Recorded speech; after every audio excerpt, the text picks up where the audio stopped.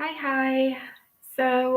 In today's live event, I'll be telling you about the creation of the personality of a gay. And I'm going to start with two stories of two boys that I was in contact with.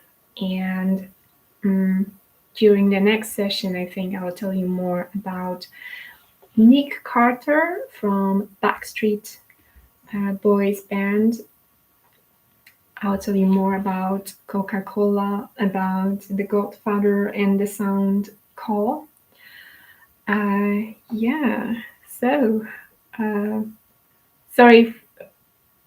I also should have mentioned that our usual meetings, our usual live meetings, take place every Tuesday at 8:33 of Polish time. But yesterday I have just forgotten, so please forgive me for not showing up yesterday. I'm today at 8:33, hoping that you're there too.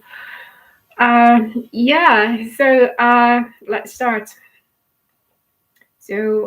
One of the stories that I know of is the story that a 4 years old boy told me, and that's a story of Daddy Cock, who would play tricks on mommy hen, and he would cut half of her bed.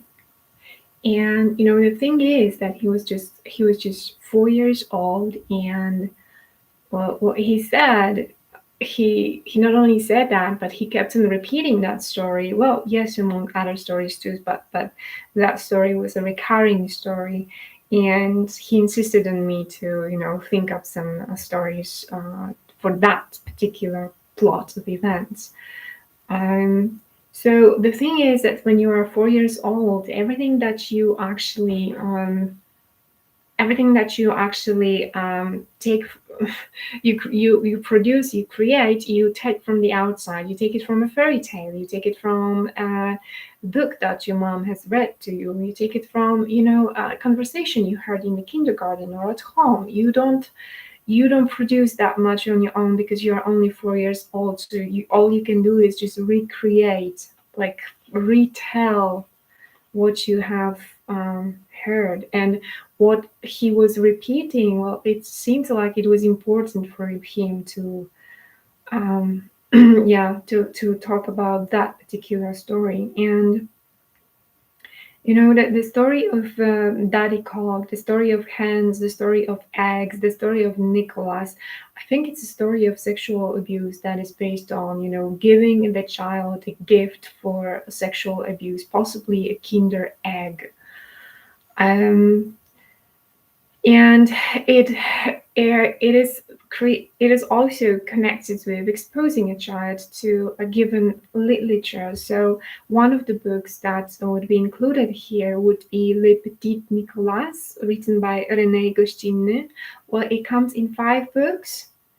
And a cock or a hen or an egg is not actually the center of the story, because the center of the story is Nicholas and his friends, and Nicholas and his dad quite often appears in the stories too.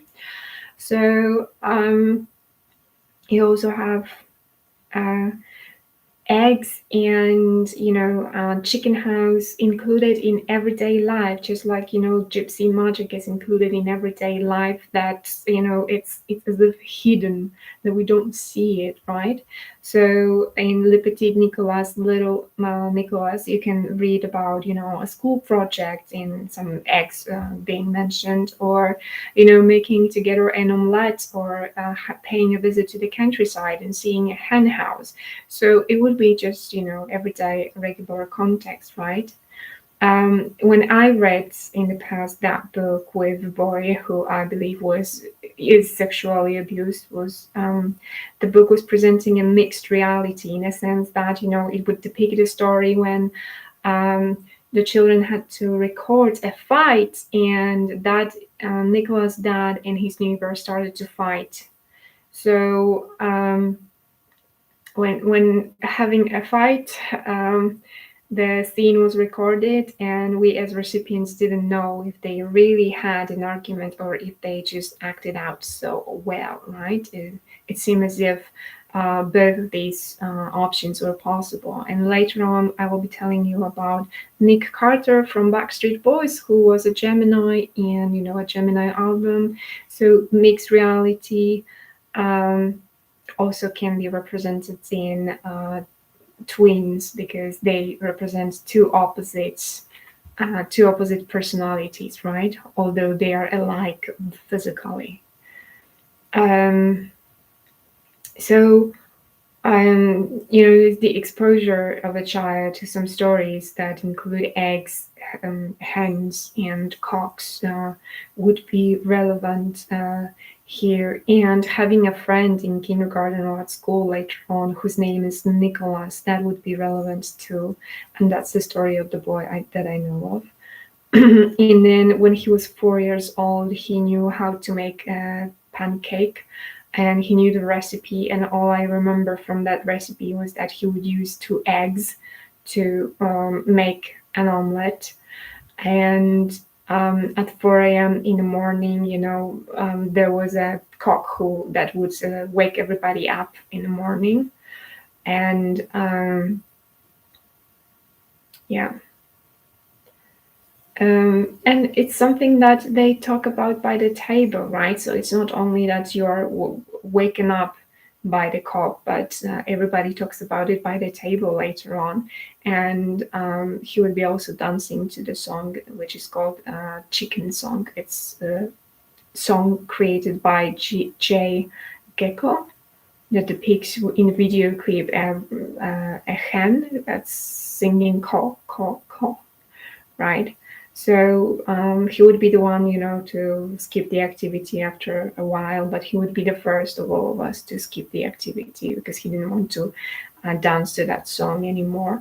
Because when, in fact, you are sexually abused and your dad tells you a story when you are 4 years old, 6 years old, about a daddy cock in half of the bed, and then in the morning you are woken by the chicken making a cock making cockadoo sound, or in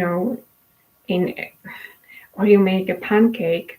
Well, that all works as a reminder, doesn't it, right, of what's going on at night.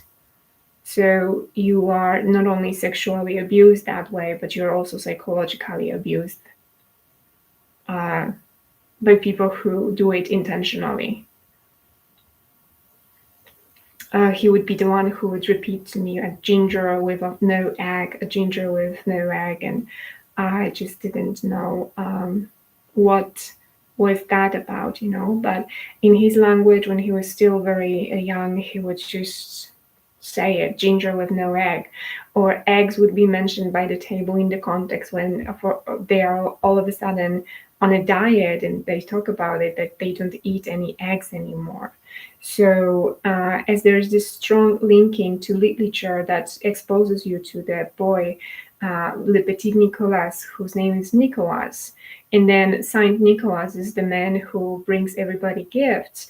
And then that boy has a friend whose name is Nicholas. Then I believe the sexual abuse is, connected with giving gifts for what's happening at night. And yeah, I'll just give you a brief story of the preparation for, bringing that child into life. So, during pregnancy, his mom was scared, and when he came to the words, he wouldn't like to have his head touched when being bathed. And his name indicates, because you know that I look a lot about at the meanings of the names. So his name actually means that you are bumpy, that you can bump, you can have those tiny accidents and bump here and there. And actually, I've seen him when he bumped his head, and he had a swollen eye, and on top of that all, he had a mosquito bite somewhere around the eyebrow and eye. And later, when my father had an accident, and then he also had an accident and fell off the door frame, and he was walking with a tampon on his head. He had a hole in his head. So, I think that on the outside you wouldn't notice it, but I think that the thing that's typical for that family and yet another family I know of is that these children pee in their pants. And maybe once I've seen that when his daddy was putting his shoes on, then he just didn't want it and he didn't know what to say and how to say it because he was so little. In kindergarten he used to cry, and he was the one who loved environment outside, and he developed allergy, seasonal allergy, and also allergy to nuts. And he would be sitting in the position of such a position. So I recall that position because when I was discovering the work of occult, the words of uh, witches, uh, I have discovered that they can access your Akashic records, and that was the position I would spend a lot of time in. So, I mean, to cut a long story short, of course, right? So yeah, I think and I agree that this is the position of fear, right? And um, there is also a specific language that comes with it. So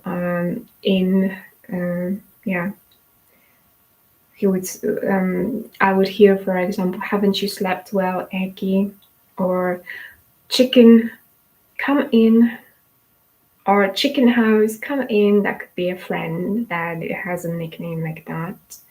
Or "Eggs," like Barrett's, or just instead of saying I don't know how to translate this one. Or you could say, "Why is it working? Why is it working like that? Like dog's eggs." Or you could just go to school, high school, and in that high school everybody would refer to a different room where we used to have classes, that this was the chicken house, so that the word chicken house was in use, but there was nothing wrong with that building, or it wasn't in a worse state, but everybody would call it that way. um, yeah, so the next part is coming next Tuesday at 8:33, and I invite you to my group, Nostril to Nostril. Well, the group is just starting, but soon I will be just posting those live videos on the group. So I would be happy to have you there if you want to learn, or if you know anyone that could be interested in knowing how the personality of a guy is being created, or a maid, or a pedophile, or a stripper. Okay, so thanks for watching, and thanks for being with me today, and talk to you soon.